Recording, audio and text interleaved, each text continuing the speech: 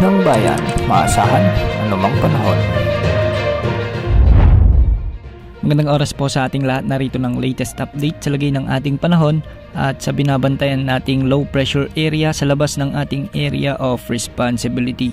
Ngayong araw nga ay umiihip na ang northeasterly wind flow o ang pasimula ng hanging amihan sa bahagi ng Batanes at Babuyan Islands, kaya makakaranas ang mga lugar na ito ng bahagyang maulap hanggang sa maulap na kalangitan na may mga kalat-kalat na pagulan at pagkidlat pagkulog.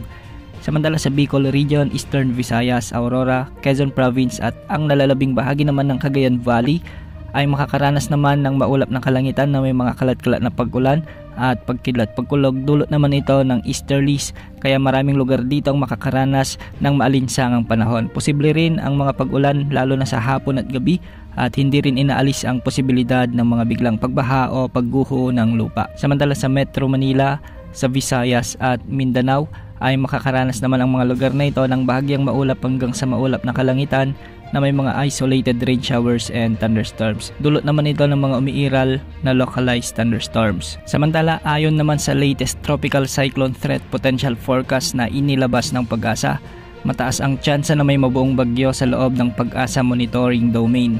Dahil dito nakataas ang tropical cyclone threat potential sa loob ng forecast period. Ibig sabihin nito, mataas ang tsansa na may mabuong bagyo sa susunod na 24 na oras at posibleng pumasok ito ng ating area of responsibility bukas. Kung sakaling pumasok ito bilang bagyo sa ating PAR bukas, papakalanan ito ng Pag-asa bilang bagyong Marce. Ayon naman sa Japan Meteorological Agency, isa na itong ganap na bagyo at posibleng kumilos ito ng hilagang kanluran sa mga susunod na araw.